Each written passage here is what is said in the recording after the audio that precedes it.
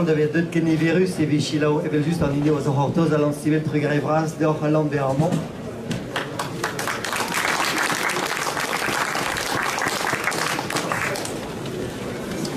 Trugaredor. Allant nekevech kenta e mon mo khobar appena cos sembles à coscude hirio Mais prima rein dans le but, les gueuleurs de ces magasins avec dans le bras en but. ma pessoa. Ja, Maléodine, je cherche en place. Arvechement et appena cos d'ambi spécialement bon dans. Tu vois, maman? Perraquet. Mais on dit on ne script de cos sembles déjà merdavich, mais coscude Bern trouwen u een keer die European que aanwezig adrugare do leor azo Bormus. Vos keren daar pen akkoord de présent pen aben dam songe dan vras om dut ne kezur et oui fait une raison que de vos canal rythme peu soin engalek. Engalek, nous est. Alors un très grand merci d'être là. C'était pas la première fois qu'on a l'occasion de discuter devant un micro. Et pourtant, j'ai l'impression que c'est pour moi comme une très très grande première parce que même si j'avais l'impression depuis très longtemps, depuis la première fois qu'on s'est rencontrés, ça date, je crois, 1980. Okay. Grâce à Léon Fleuriot, mais on en parlera peut-être tout à l'heure.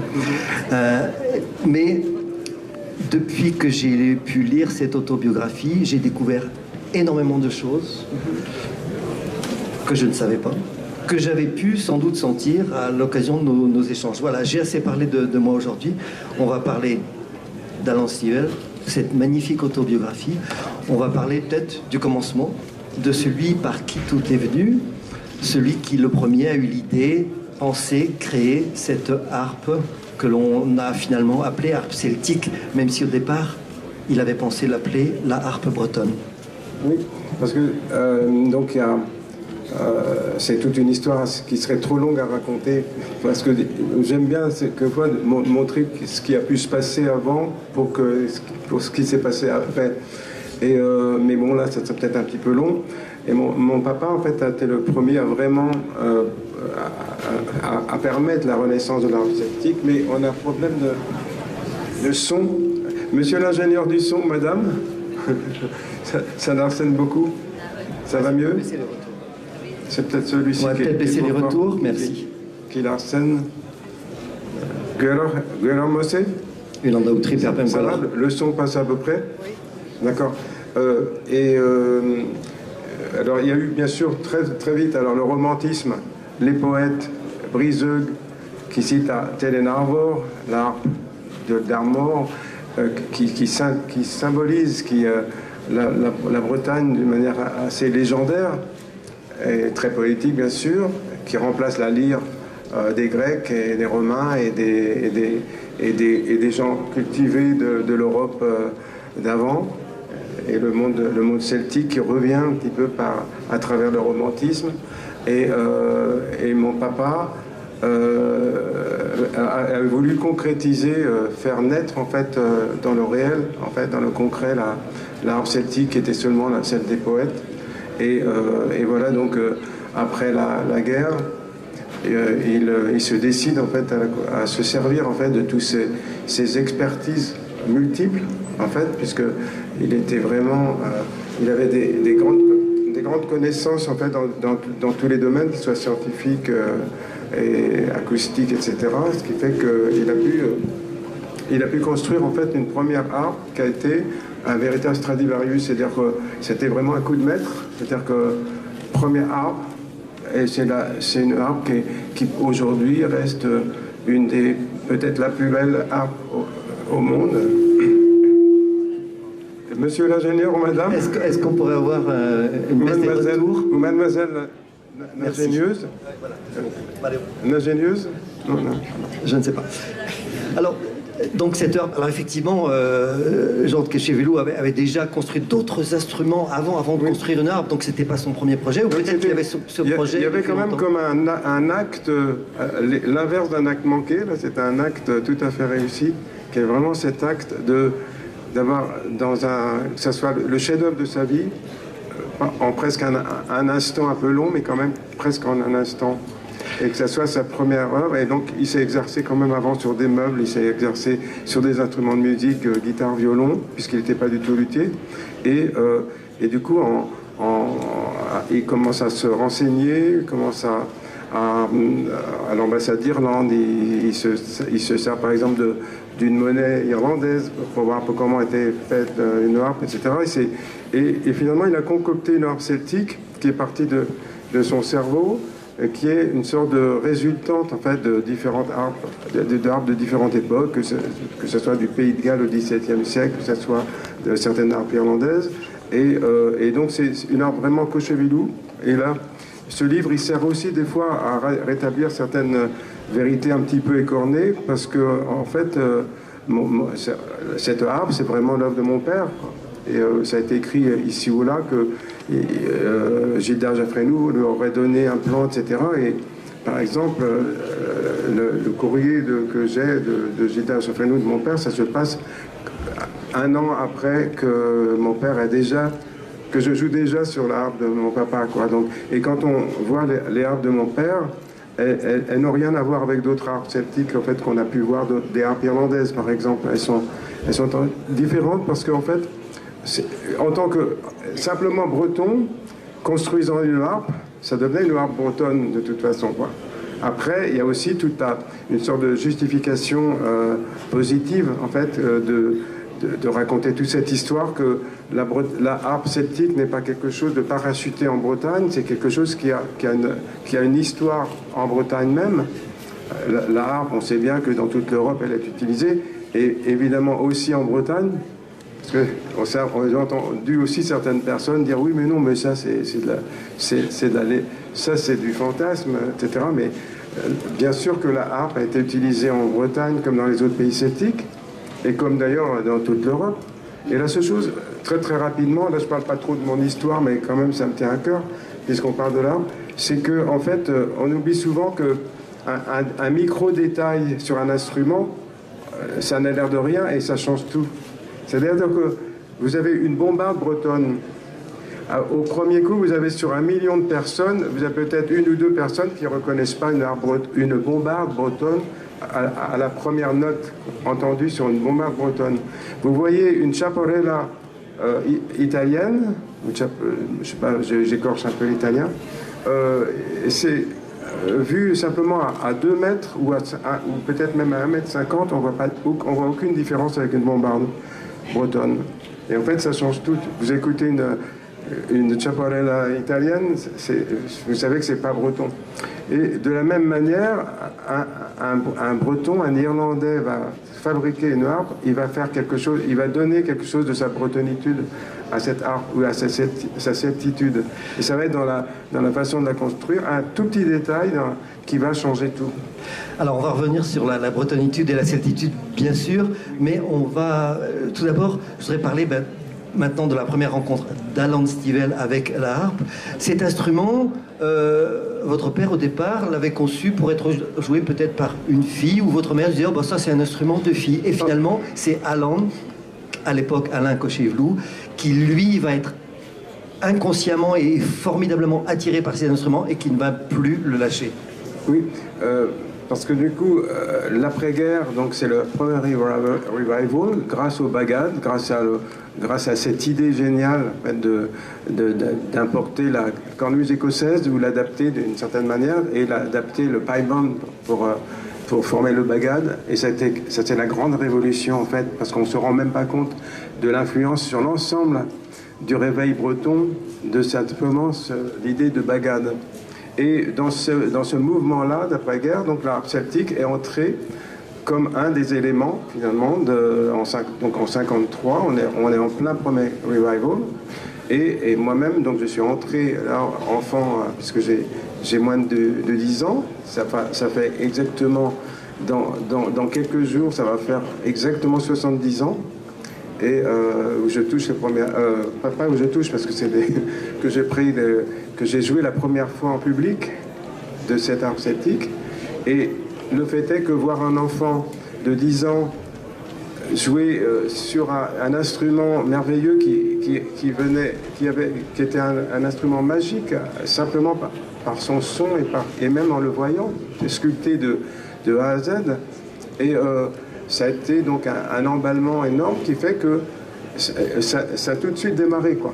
Ça a démarré surtout les Bretons de Paris, d'abord, c'était à Paris, et puis très très vite en Bretagne, ce qui fait que dans les années qui ont suivi, beaucoup de gens ont commencé à vouloir prendre des cours, trouver un prof de art classique, comme c'était mon cas, puisqu'il n'y avait pas de prof de art celtique, et puis des luthiers qui commencent à vouloir en fabriquer, et donc la Renaissance est là.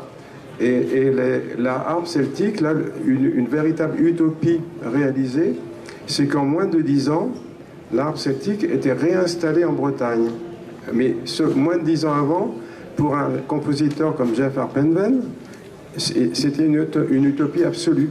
Il ne pensait ça absolument impossible. Parce que imaginez un instrument semi-diatonique dans un monde où on était déjà en musique on avait passé la musique dodécaphonique, on était passé par des musiques contemporaines très complexes, harmoniquement, et revenir, dans l'impression de revenir presque au Moyen-Âge, c'était quelque chose de tout à fait utopique, et ça s'est réalisé, et en 60, c'était une chose faite. Alors il y a énormément de choses dans cette fantastique autobiographie que j'espère vous avez tous déjà acheté et que vous avez peut-être pour certains d'entre vous déjà commencé à lire. Il y a énormément de choses et on ne va pas pouvoir tout évoquer parce que malheureusement le temps nous est compté. J'avais envie de parler du fait que votre père donc était breton mais avait quitté la Bretagne et vous dites à un moment donné qu'il aurait pu... À un moment donné, il aurait pu presque oublier sa bretonitude, et sa bretonitude lui est revenue d'autant plus forte que c'est vous, finalement, qui, en jouant de cette harpe, l'avez convaincu de la force de la culture bretonne. Je me trompe ? Là, ce serait... Non, parce que c'était quand même antérieur, c'est-à-dire que au moment où cette harpe est devenue de plus en plus, a pris racine dans son esprit, c'était en même temps la Bretagne, c'était le monde celtique qui se réenracinait dans l'esprit de mon papa. Et donc petit à petit, il est devenu il s'est presque radicalisé de celtitude lui-même, même si il s'est jamais aussi radicalisé que moi-même, quoi. En fait, parce que cette passion, un enfant qui tombe dans ce chaudron-là, en fait, ça devient quelque chose il y a comme un absolu, ça devient absolu. Et du coup, mais mon père, ça se passe tout début des années 50. Alors il y a des expositions à Cairbraise à Paris, de tableaux, il y a le Bagad, Blaymore, les scouts Blaymore, etc. Et tout ça, donc c'est tout un mouvement qui fait que mes frères, Ifik et Jean, vont à Blaymore avant moi. Et parce que je commence à jouer de l'art celtique, je ne suis pas scout Blaymore, mes frères le sont déjà. Ouais. Voilà. Alors il y a tout ce chaudron celtique que vous racontez très bien, mais il y a la personnalité, votre personnalité, qui fait que vous êtes un enfant un peu différent, on va dire, qui a une conception, une vision du monde un petit peu différente, qui va prendre toutes ces influences bretonnes, celtiques, à Cairbraise, au sein de Blaymore, etc., qui va fréquenter ces gens-là, mais qui va tout de suite en développer une vision assez personnelle et qui va assez rapidement se dégager de certaines idées, on va dire les idées plus conservatrices, les idées qui datent d'un autre temps, pour aller très rapidement vers un rêve breton, un rêve celtique beaucoup plus important, projeté vers l'avenir. Parce que c'était une passion qui s'est faite comme un véritable coup de foudre. C'est-à-dire, ça a démarré dès l'instant où j'ai touché ces premières cordes de harpe. C'était une passion celtique, mais poussée bretonne et celtique. C'est vraiment les deux à la fois. Et donc la Bretagne dans ce monde-là. Et je voulais tout savoir sur la civilisation celtique, ancienne bien sûr, par la mythologie, par l'histoire, par l'art, par les langues, et donc par la littérature. Et voilà, donc très rapidement, je me plongeais dans la bibliothèque de mon papa. Donc des fois, quand on a 10 ans, des fois, c'était un peu difficile quand même à lire, surtout que certains bouquins, il faut reconnaître quand même, certains bouquins, des fois écrits au 19e siècle, d'historiens du 19e, des fois, ça pouvait être un peu farfelu, quoi. Ça peut arriver. Mais justement, je me suis fait ma propre éducation, parce que où est-ce que j'allais apprendre tout ça? Donc, avec ces bouquins, etc. Et puis, donc, je ne pensais qu'à ça, en fait. Donc, l'école, le primaire, ça allait encore. Mais après, j'arrive donc très vite au secondaire, et là, les études secondaires deviennent secondaires. Parce que les études principales, c'était les études celtiques. Alors, et du coup, moi, je dois passer pour quelqu'un de malade de celtitude, parce que du coup, ça devient presque un gag, quoi, parce que on m'associe certainement à ça, parce que moi-même, je ne peux pas m'en dissocier. Mais bon, en tout cas, c'est rassurant de savoir qu'on peut effectivement passer une scolarité finalement pas très intéressante, mais à développer en son soi intérieur quelque chose de très fort qui va nous mener très loin. Alors, on va pas donner tous les détails qui sont très très nombreux. Je voudrais quand même dire que j'étais assez surpris parce que dans notre monde où les médias sont assez puissants et les médias véhiculent beaucoup de haine, beaucoup de rancœur, beaucoup de choses assez négatives. Dans votre livre, je n'ai trouvé que ce que j'ai toujours trouvé à chaque fois qu'on s'est rencontrés, beaucoup de reconnaissance, beaucoup d'affection pour tous ceux que vous avez rencontrés. Vous les citez, peut-être pas tous, mais très nombreux, vous les citez. Tous ceux qui vous ont accompagné, de Blaymore au cours de harpe, etc. Vous les citez tous et vous avez toujours un mot gentil pour chacun d'entre eux, chacun d'entre elles. On fait partie d'un monde et on ne vit que parce qu'on est dans ce monde avec tout ce qui nous entoure, tous les gens qu'on rencontre, et c'est ça qui nous font. Et donc c'est juste reconnaître comment on est soi-même. En fait, on est soi-même parce qu'on reçoit des autres. Et donc du coup, ça se retransmet aussi. C'est pas seulement par des personnes, c'est aussi des événements, c'est le monde. C'est ce qui se passe dans le monde, et c'est pour ça que j'évoque quand même en même temps. On peut rien séparer, et on peut pas séparer ma vie de ce qui se passe sur le reste de la planète. Donc j'évoque évidemment à chaque fois des fois des choses ça peut être le premier pas sur la Lune, ça peut être tel drame du début du XXe siècle, etc. Parce que tout ça, ça fait partie aussi de la construction personnelle, des réflexions qui s'affinent au cours des années. Et d'une certaine manière, il y a toujours un bourdon de cornemuse au centre dans ma vie, parce que finalement, il y a quelque chose que j'ai jamais... Je suis toujours fidèle à ce que j'ai pensé, ressenti dès l'âge de 10 ans. Je n'ai fait que développer. Et d'ailleurs, dans certains domaines, j'attends toujours des contradicteurs, en fait, sur certains domaines. Et on va pas allonger encore l'histoire de Celtic, point d'interrogation, point d'exclamation. Allons-y un petit peu. On va pas passer toute la matinée forcément là-dessus. Non, allons-y. Mais moi, justement, ce que j'ai appris, pas seulement en autodidacte, parce que j'ai quand même eu un certificat de Celtic, donc j'ai quand même j'ai connu Fleuriot, etc., Bachelerie. Il y a des études qui ont été reconnues, mais il y a eu aussi beaucoup d'études sur quand même 70 ans. J'ai eu le temps d'accumuler un petit bagage, et du coup une approche en fait qui peut être un tout petit peu sur le côté en fait d'une vision qui est purement académique souvent, qui n'a pas que des torts en fait, parce que chacun justement peut faire avancer la connaissance de façon différente et complémentaire. C'est-à-dire que vous êtes universitaire, vous êtes scientifique, vous allez travailler d'une certaine manière, vous êtes scientifique, donc vous allez chercher les preuves absolues de chaque chose que vous avancez, etc. Et vous ne dites rien sur ce que vous n'avez pas prouvé. Mais ça n'empêche pas que pour les gens d'une manière générale, ou dans la vie, un scientifique dans sa vie privée peut quand même considérer que quand des choses, il n'a pas trouvé toutes les preuves absolues des choses, et quand les probabilités sont tellement nombreuses qu'on peut considérer quand même que il se passe ça, quoi.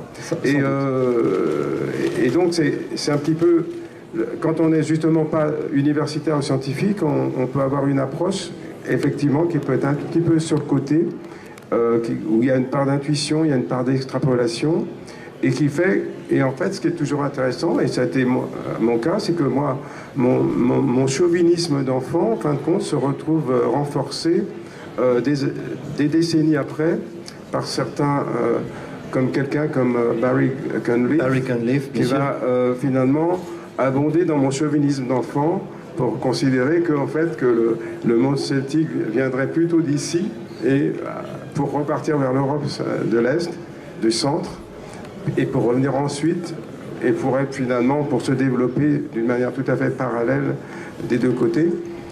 Mais on va peut-être pas passer la matinée. Voilà, on va peut-être exactement. Merci beaucoup. En tout cas, on devait évoquer de toute façon cette exposition celtique puisqu'elle est à la fois à l'entrée et à la sortie du livre, parce qu'effectivement c'est un moment important où des gens ont essayé de dénier un petit peu le caractère celtique de la Bretagne. Mais revenons un petit peu à la musique. Il y a des moments très très importants. Alors bien sûr, il y a le premier concert, il y a Reflet, il y a à l'Olympia, il y a tellement de moments forts. Juste très rapidement. Oui.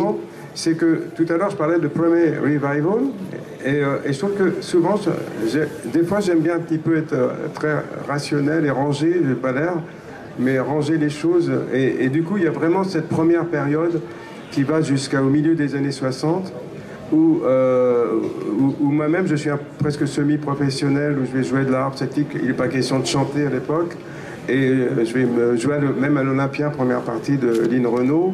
Et ça va être pour 2-3 morceaux, mes yeux rivés sur mes cordes en n'osant pas regarder le public.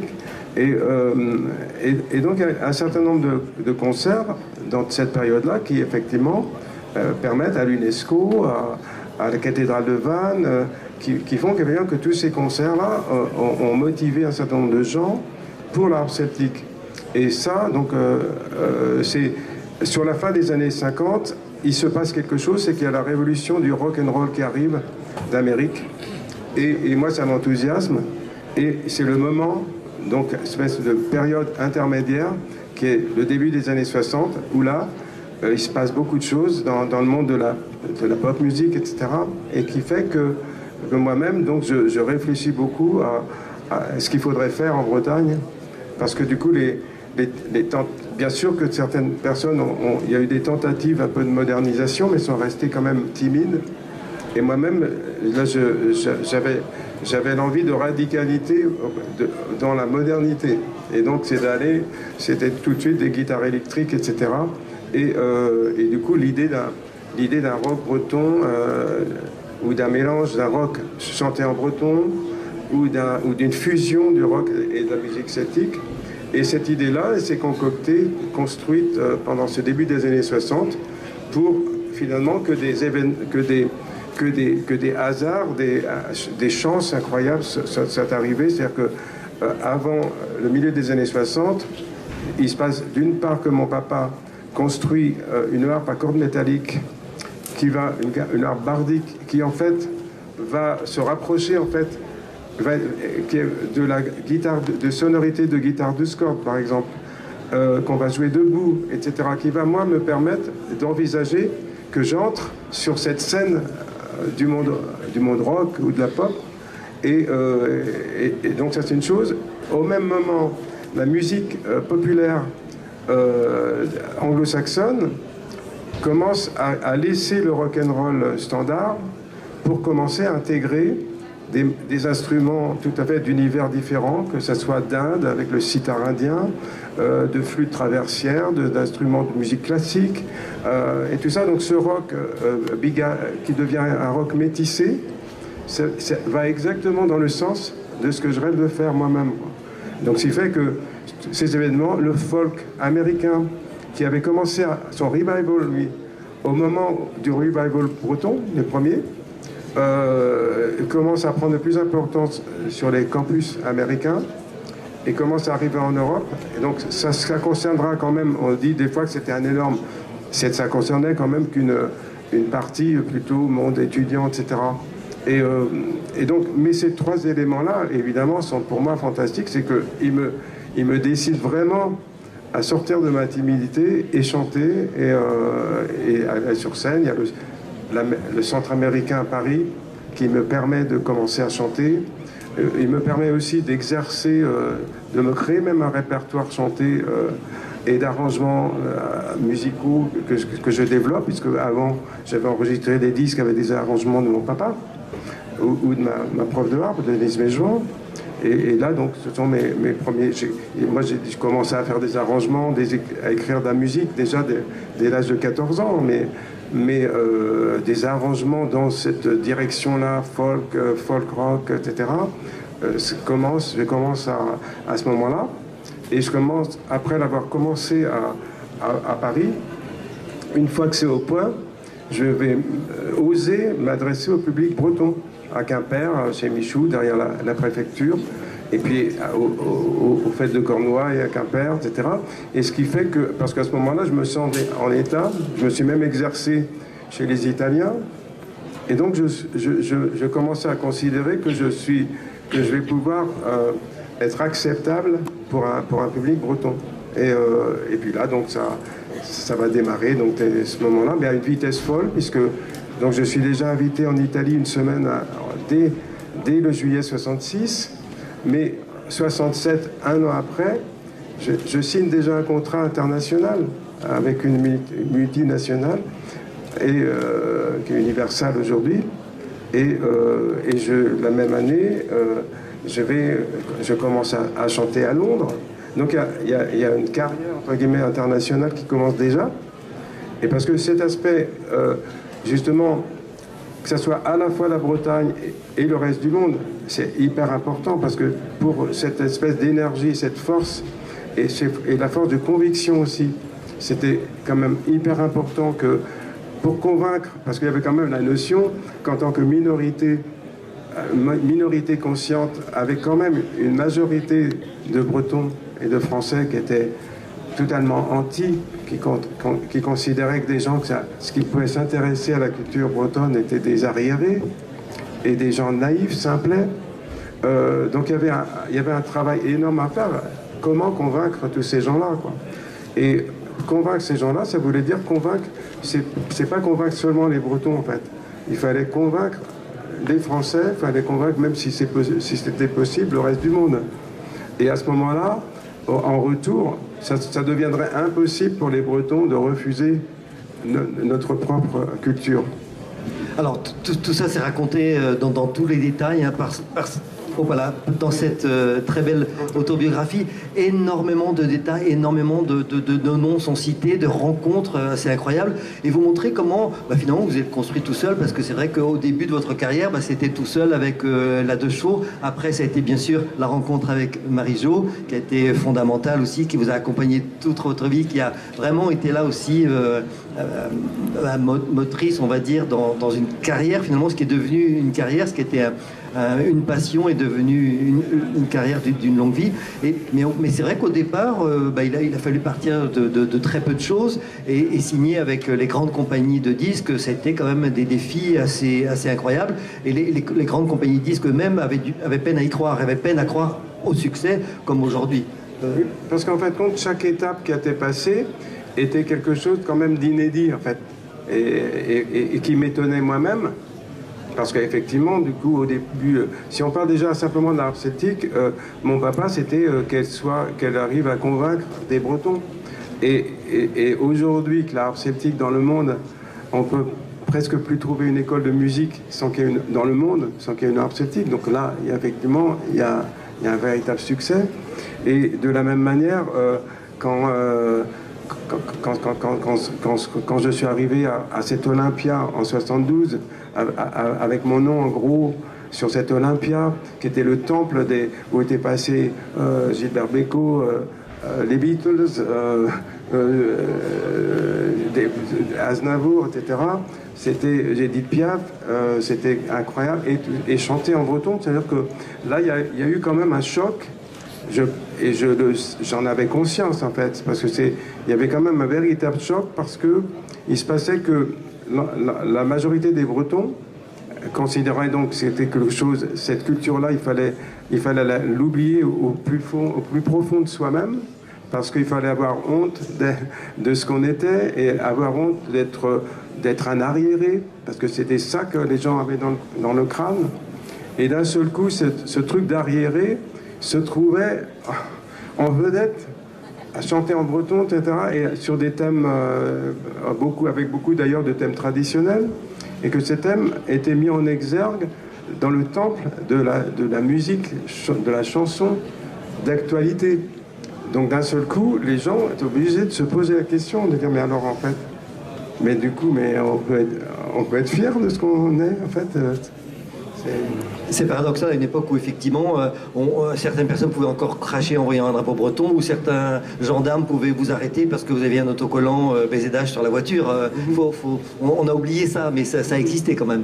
Oui. C'est des moments où être breton n'était pas toujours facile, et les a priori ont été nombreux, il a fallu les renverser. Après, évidemment, là il y aurait presque une petite vengeance, c'est que quand même, quand les lycéens de Saint-Étienne vont plébisciter Bréson-Nègre comme numéro 1 de leur chanson préférée, donc chanson Bréson-Nègre, qui veut dire la langue bretonne avant tout, et que les lycéens de Saint-Étienne plébiscitent cette chanson, là, il y a quand même, c'est vrai que là, il y a une victoire, quoi. Et du coup, on peut quand même être content de ça. Moi, c'est ma joie, quoi. Et j'en fais pas de fierté, parce que je sais pas ce que c'est que ça, quoi. C'est la joie, simplement. Alors, reparlons quand même des points forts musicaux, des disques qui ont marqué les uns les autres. Alors, j'ai amené que quelques-uns de ma discothèque personnelle. Il y aurait bien sûr Reflet, la renaissance de l'harpe celtique, mais peut-être qu'on va aller assez rapidement sur la symphonie celtique, même si je suis désolé, on doit oublier tous les autres, Tréma en Ennis, Elangonet, Chemin de terre, enfin, ils sont si nombreux.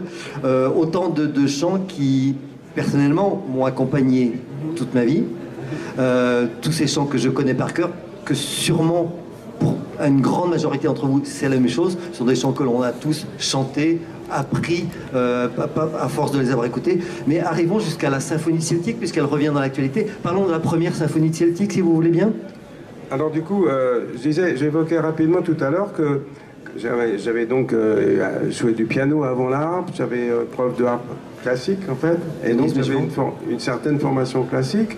Et donc en 58, justement en entendant, je citais Jeff Arpenven tout à l'heure, en entendant sa cantate, la cantate au bout du monde, Cantaten Penarbet de Jeff Arpenven, là je me dis, mais je veux faire ça. Donc j'avais démarré une cantate. Et donc c'était un peu les prémices de mon idée de symphonie celtique qui s'est concoctée, qui s'est enrichie en fait sur des années, puisque j'avais d'autres projets entre-temps. C'était déjà d'asséner un petit peu mon rock celtique sur les scènes. Mais parallèlement à ça, j'avais toujours en tête, et ça commençait à se construire, et quelques notes par-ci par-là, pour arriver en fait à avoir enfin le temps d'y travailler davantage. Et ça s'est fait en 78, 79, où là j'ai pu écrire les derniers, et vraiment aboutir à ça, en collaborant quand même avec 2 orchestrateurs, puisque là j'ai pas pu avoir le temps de faire cette orchestration moi tout seul en fait. Mais donc avec toutes mes indications, tous mes détails, donc il y a eu ce travail d'orchestration sur tous mes brouillons, etc., qui a été cette première symphonie celtique, donc qui en fait donc pour moi un peu trop rapide, qui n'a pas été un échec total, mais qui n'était pas quand même, qui n'allait pas tout à fait au bout de ce que j'avais envie d'entendre.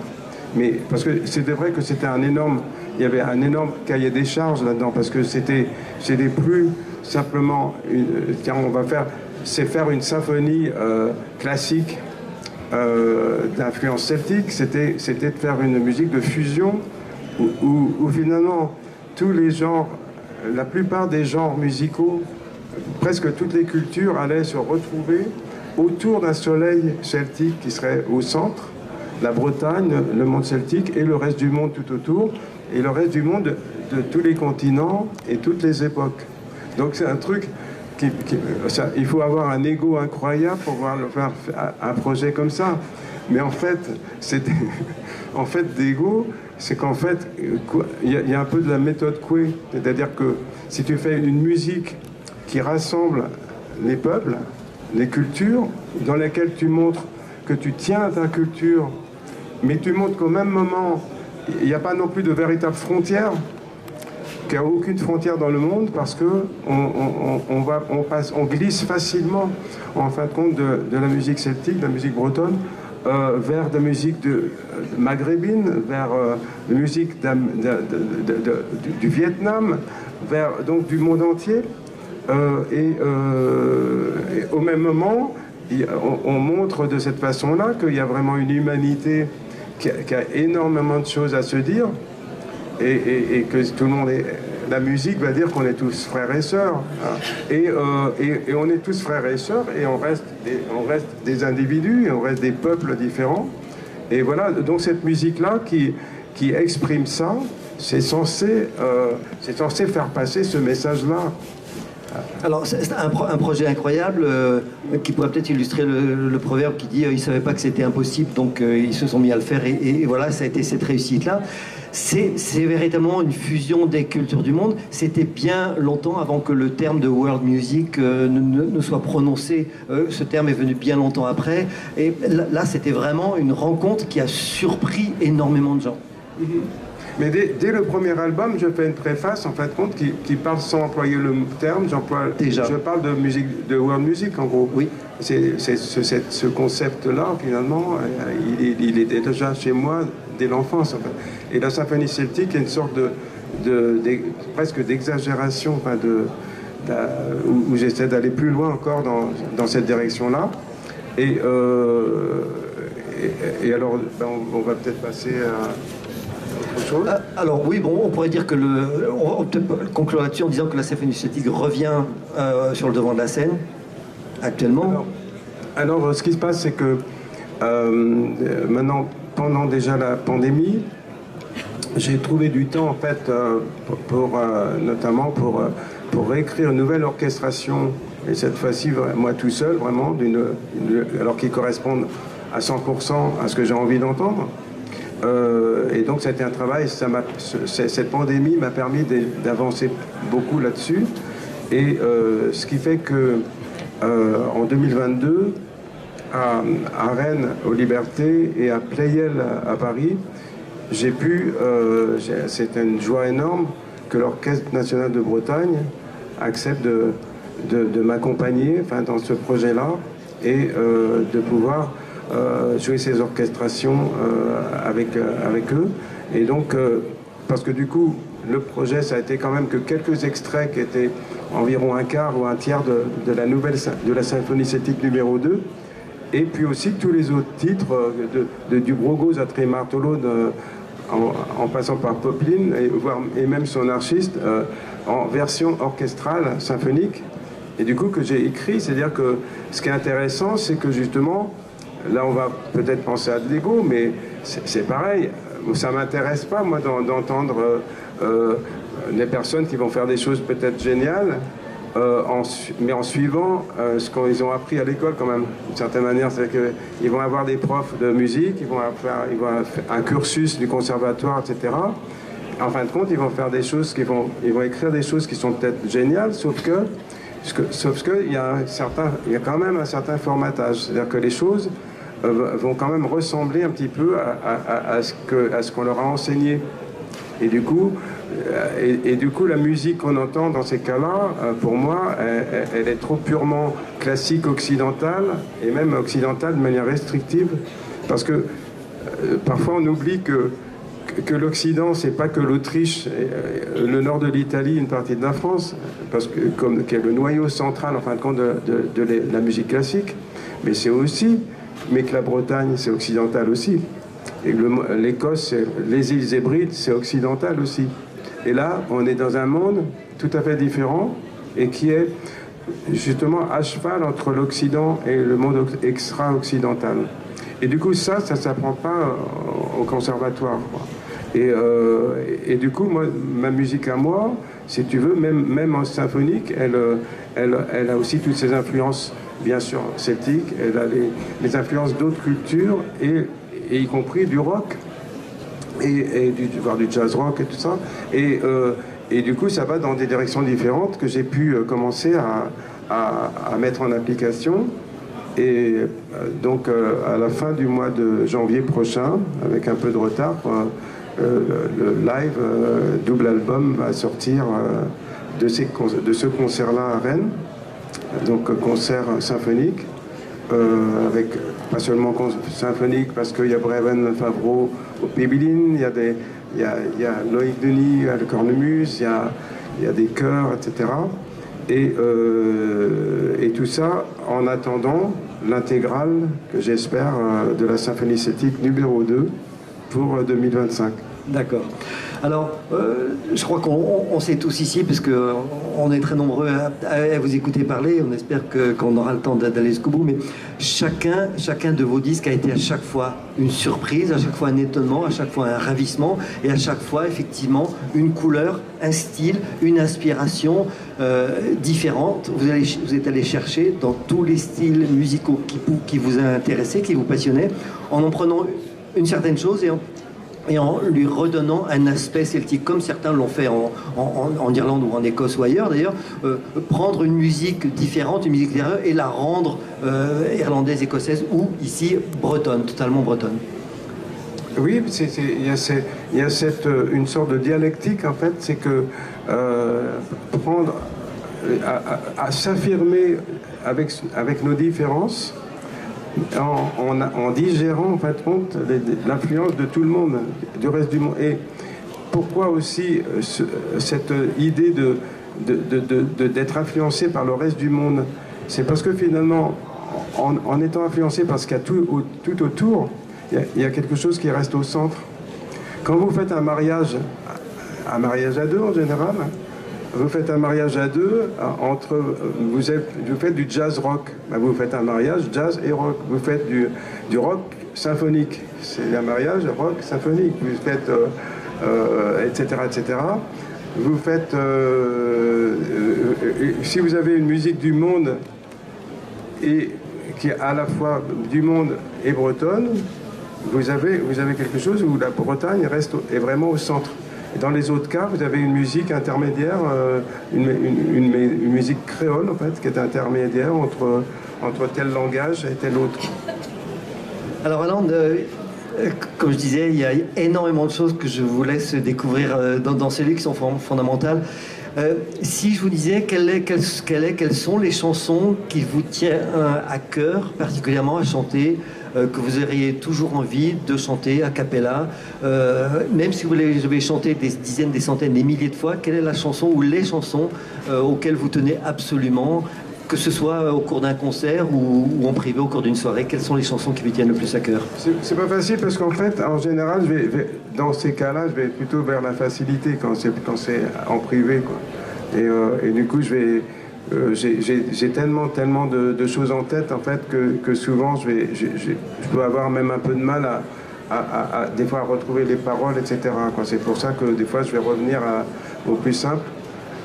Alors le plus simple, parfois on oublie que ça peut être aussi le plus compliqué, parce que dans le très très simple, on peut y mettre aussi, on peut avoir toutes ces capacités qui sont à mettre le maximum de subtilité dans l'interprétation, parce qu'on ne va pas avoir à se poser des questions. Mais c'était quoi en fait c'était quoi le deuxième vers, c'était quoi le deuxième couplet, etc.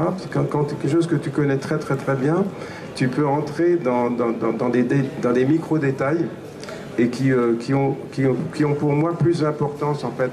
Et des fois des gens ont peut-être pu se poser la question, mais pourquoi ils ne nous chantent pas les 30 ou les 50 couplets de Trimartolo, etc. C'est n'importe quoi. Ça ne veut rien dire, parce qu'il va chanter 3 couplets, des choses comme ça. Moi ce qui m'intéresse, c'est quand même... D'abord, c'est presque le symbole. C'est le symbole de chanter quelque chose sous une certaine forme, et puis de manière qui devient un peu surréaliste, parce que quelques petites bribes de paroles d'une chanson qui pourrait ne rien vouloir dire, mais qui suffit à faire cheminer l'esprit. On pourrait pas parler d'énormément de chansons, de Trimartolot, effectivement, à Genoveva Farus-Stefan, Marie Garpol-Anton, bien sûr, et tant d'autres, mais je pense que tout le monde connaît ces chansons-là. Alors, comment envisager la continuité par rapport à la harpe celtique? Alors, on a parlé des premières harpes, mais très vite, vous avez travaillé différents types de harpe, avec la harpe électrique, électronique, etc. Il y a eu toute une évolution sur l'instrument lui-même. On va dire que l'élève a dépassé le maître. Parce que ce qui est simple, c'est que mon papa a fait une harpe qui n'était pas une reconstitution historique, mais quand même qui était tournée une sorte de reconstitution à sa façon. Et pour ma part, j'étais passionné de science-fiction. Donc en réalité, je commençais à dessiner des harpes du futur, enfin, des harpes qu'on pourrait jouer dans une soucoupe volante. Et donc, du coup, j'ai commencé par être un jaloux. Et finalement, être jaloux est un sentiment positif, en fait, souvent. Par exemple, quand les Bretons sont jaloux des Écossais, par exemple, ou des Irlandais, c'est un bon sentiment d'être jaloux. Et là, j'étais jaloux des guitaristes électriques. Je dis, mais pourquoi nous, harpistes, on n'a pas le droit aussi de jouer sur des harpes électriques? Donc j'ai commencé à dessiner des harpes électriques, mais j'ai jamais été luthier, et j'ai jamais été très habile de mes doigts, juste pour la musique, mais pour construire, pour fabriquer. Et du coup, il va toujours trouver des gens qui veulent bien faire un travail. Et souvent, il y a une sorte de, quand même, je salue quand même les gens qui ont fait ce parcours, parce que parfois, ça a été un travail quand même qui était très exagéré, parce que ça correspondait à un travail presque d'une voiture de Formule 1 pour une harpe qui serait unique, puisque j'ai toujours travaillé sur des prototypes uniques. Et du coup, les personnes comme Léo Boise, par exemple, qui ont construit plusieurs de mes harpes, sont des gens, même Kama qui a eu un projet sur une harpe aussi, et chaque fois ça c'était des énormes cadeaux, parce que ils n'ont jamais, ou ça a carrément été gratuit, ou bien ils m'ont fait payer un prix qui était dérisoire par rapport au temps passé. Donc c'est vrai que je dois vraiment les saluer, et parce que justement ils ont pu accompagner mes rêves un peu fous qui étaient je me retrouve avec une vingtaine de prototypes de harpe unique. Et qui sont, parce qu'il y a aussi l'idée que la musique évolue, mais elle évolue aussi par les instruments, donc l'idée de nouveaux instruments, et donc il y a toujours une attirance vers l'inconnu qui est très très important. Donc aller vers de nouvelles harpes, c'est aussi aller vers l'inconnu, et c'est d'entendre vers l'inédit, donc d'entendre des choses que personne n'a encore entendues. Donc ça, c'est quelque chose qui m'attire évidemment beaucoup. Alors on pourrait parler aussi du fait que vous avez accompagné l'art par le chant, et vous dites que ça a été un moment important d'oser chanter.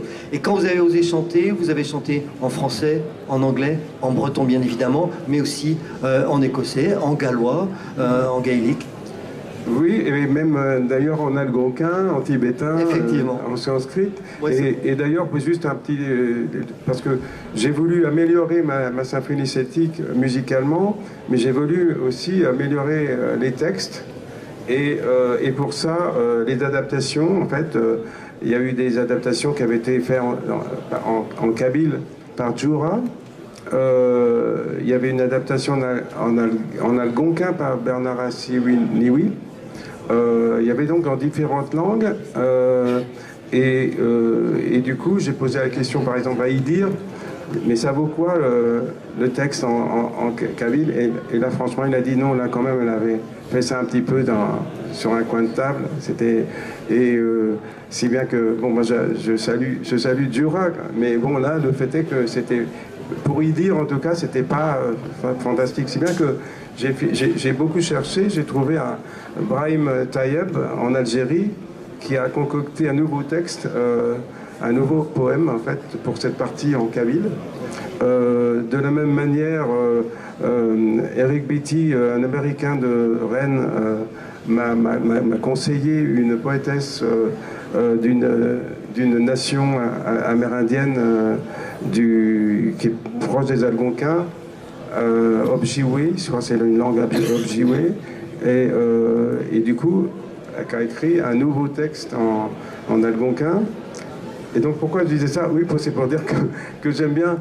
Et d'ailleurs, Imon Kyoson qui est là dans la salle, un jour, j'ai voulu sur un disque légende, Motion, du coup, chanter dans le gaélique des textes qu'on a pu trouver de mythologie gaélique. Et donc, c'est que lui me conseille pour le prononcer comme on peut penser que c'était prononcé à l'époque. Et donc, c'est vrai qu'il y a toute une... Je me mets beaucoup de cahiers des charges sur la tête, surtout quand on fait ça en live, sur scène, c'est pas si évident que ça. Mais ça fait partie vraiment de mes centres d'intérêt importants, quoi. La musique, la langue, c'est le breton au centre, bien sûr. Alors, ça va être difficile de conclure, Alain, mais on pourrait dire que cette autobiographie, c'est l'itinéraire d'un enfant timide qui est devenu une star mondiale. On peut dire ça ou pas? Alors là, moi, je ne sais pas, parce que c'est pas... parce que... Ah oui, est-ce que vous vous sentez une star? Question un peu piège. Moi, je sens juste la joie de communiquer ma passion, point à la ligne. Une passion qui est venue d'énormément de rencontres. Toutes ces rencontres sont racontées là, ces différentes influences. On a parlé de Donatien Laurent, de Léon Fleuriot, bien sûr, Bruno Le Maine, de toutes ces personnes qualifiées dans tout un tas de domaines celtiques. Alors, on n'a pas parlé de toutes les rencontres musicales qui ont été extrêmement nombreuses. Certains que vous citez comme un jeune serveur d'un hôtel de Fouesnant qui vous a écouté, vous étiez jeune, jouer de la harpe, et qui raconte que ça a modifié, transformé, bouleversé sa vie. Il s'appelait Daniel Lebras à l'époque, c'est devenu bien sûr Dan Labraz. Il n'arrête pas depuis toujours de dire ce qu'il vous doit aujourd'hui, et effectivement vous dites aussi ce que vous lui devez. Cette rencontre qui a été fantastique. Et oui, parce que Dan Arbraz est quand même... son nom l'indique, quoi. C'est Dan Arbraz, quoi. Et donc, il a apporté énormément. Et le son, déjà, de ses guitares, quoi, qui est vraiment très, très personnel. Et très rapidement, alors un petit clin d'œil, encore, à la celtitude. Vous savez que la guitare électrique peut sonner d'une manière celtique? Vous avez notamment Dan Arbraz, vous avez aussi dans le groupe U2, vous avez ça y est, The Edge, vous avez le guitariste Charlie Burchill de Simple Minds, et vous vous rendez compte qu'en fait que la guitare électrique, quand on est celte, quand on est des pays celtiques en fait, et bien finalement vous allez celtiser la guitare électrique dans vos choix de son. Si vous vous trouvez quelque part du côté de Nice, ou de Perpignan, ou de Rome, votre guitare électrique, vous n'allez pas la faire sonner de la même manière. Et donc, il y a une coloration qui va être donnée même à la guitare électrique. Dan, il n'a pas fait en disant je vais jouer de la guitare de manière celtique. Il l'a fait parce qu'il est breton et il est quimper, tout ça. Et du coup, il a né tout naturellement. Et il avait cette sensibilité-là sans le savoir, en fait. Et du coup, quand il a entendu cet harpe bardique dans ce restaurant, il a été, évidemment, mais ça c'est grâce à mon papa. Alors, on parle de Dan Arbraz, mais on pourrait parler de tous ces noms, tous ces jeunes chanteurs, musiciens qui ont été bien sûr éblouis, qui vous ont écouté, qui sont venus un jour participer à un moment ou à un autre à un concert, à un enregistrement, à un disque. Et ils sont très nombreux, alors chanteurs, musiciens, ils sont trop nombreux pour les citer ici, mais ils sont extrêmement nombreux à dire tout ce qu'ils doivent au fait de vous avoir rencontré et surtout de vous avoir écouté tout d'abord. C'était l'envie de partage. Parce qu'il y a quand même une notion, c'est que quand on aime quelque chose, on n'a évidemment pas envie que ça meure. On a envie que nos arrière-petits-enfants en profitent. Parce que déjà, quelquefois, on a un peu le sentiment que ça arrive, je ne veux pas critiquer quand même, mais des fois, on a l'impression que certaines personnes vont consommer de la musique bretonne, de la danse bretonne, mais vont presque la consommer, parce qu'en réalité, en s'en foutant totalement de la suite. Donc, il faut vivre cette musique, cette culture, etc. Mais on est un petit peu obligé de se poser la question, mais est-ce que je vais la vivre égoïstement en me disant, mais de toute façon, ça sera terminé, mes arrière-petits-enfants, ça sera fini pour eux. Et ce truc que j'adore, moi, j'ai l'égoïsme de me le garder pour moi et de le consommer avant même que mes petits-enfants puissent en profiter. C'est pas inimaginable. Donc il y a forcément une part de militantisme, une part de comment faire partager tout ça. Donc moi, ça avait été mon truc. Donc il y a eu un travail de militant, en fait, qui est comment faire partager tout ça.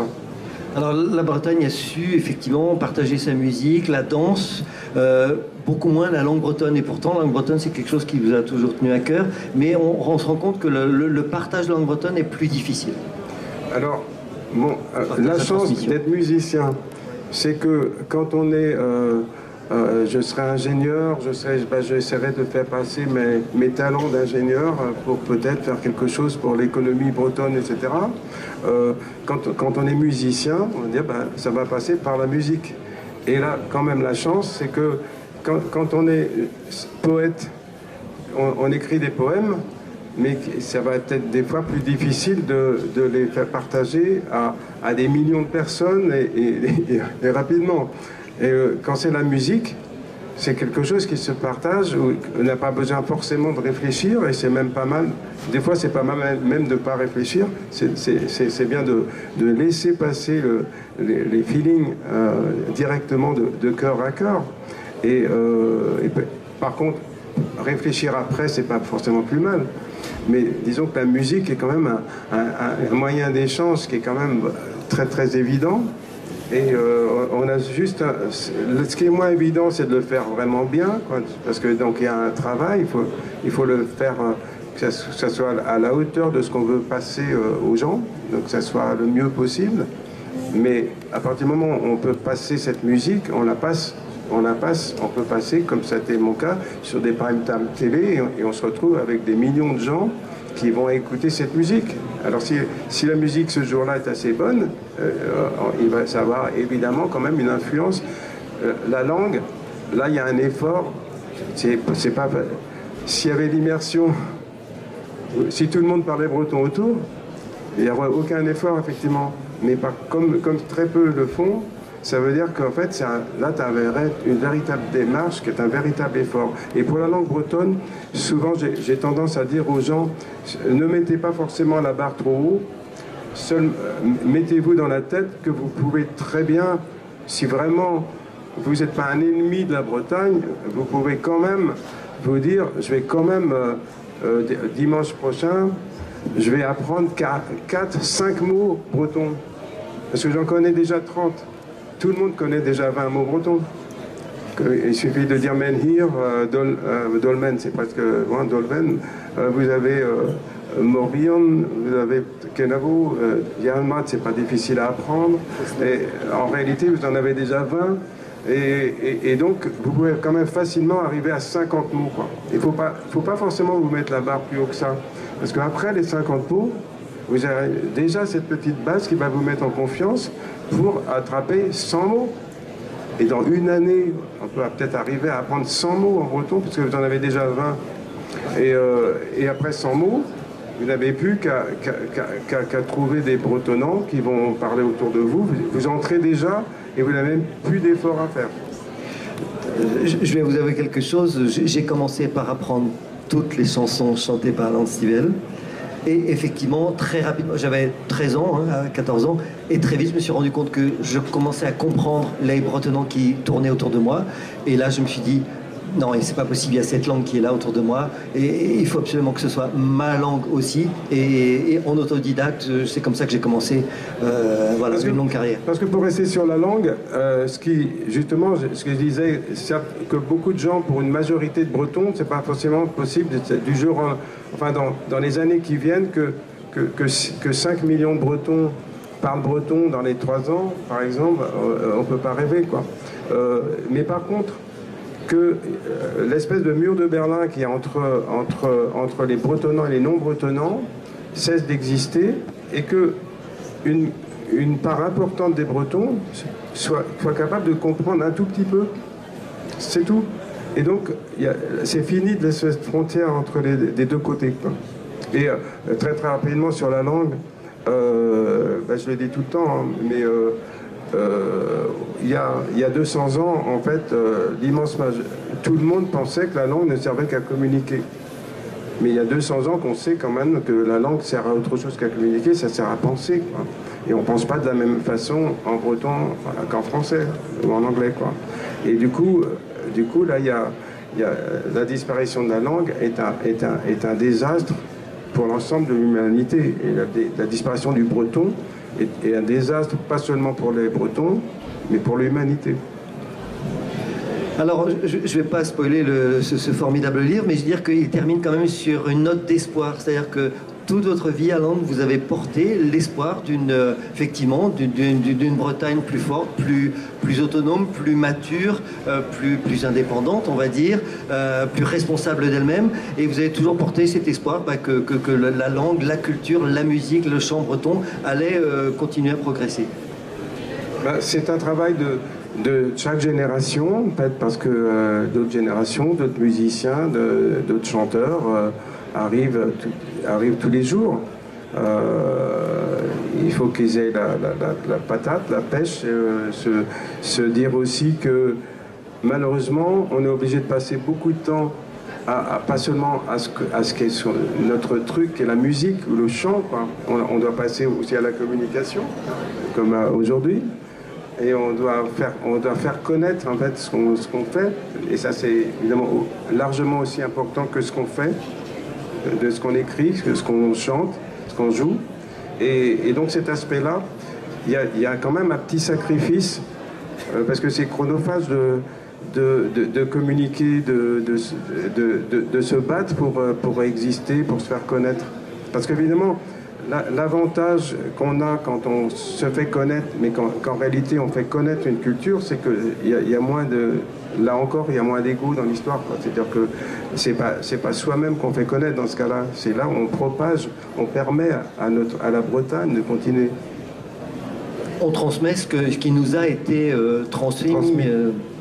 Nous-mêmes. Donc effectivement, à chacun la découverte de l'ignorance, mais à chacun aussi le bagage qui nous a été donné, de le transmettre à quelqu'un d'autre, ce que vous n'avez pas arrêté de faire.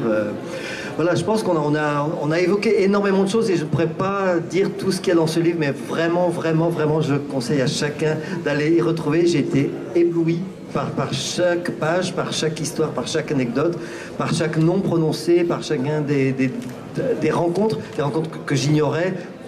Sean O'Riordan, par exemple, pour citer que lui, un grand maître musicien irlandais qui a lui aussi, en son temps, à son époque en Irlande, a relancé la musique traditionnelle irlandaise qui était peut-être moins connue, etc. Je ne savais pas que vous avez eu le plaisir de le rencontrer et que vous avez même eu le désir de travailler avec vous. Sean O'Riordan qui a été à l'origine des Kilturry Coolman, qui est devenu le Chieftains, Paddy Moloney, etc., ou Michael O'Sullivan et bien d'autres, etc. Énormément de rencontres que l'on trouve de tout un tas de musiciens. Les photos sont là. J'admire ce travail, le travail iconographique de ce livre absolument incroyable. Yvon Boel, bien sûr.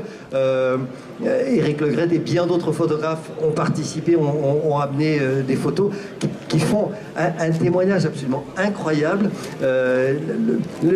Vous avez aussi retrouvé énormément de photos d'enfance qui sont assez émouvantes, très fortes, et qui montrent justement l'immensité de ce trajet absolument formidable d'itinéraire d'un enfant passionné de harpe et qui arrive à la transmettre jusqu'à aujourd'hui, jusqu'à ce formidable succès de l'harpe.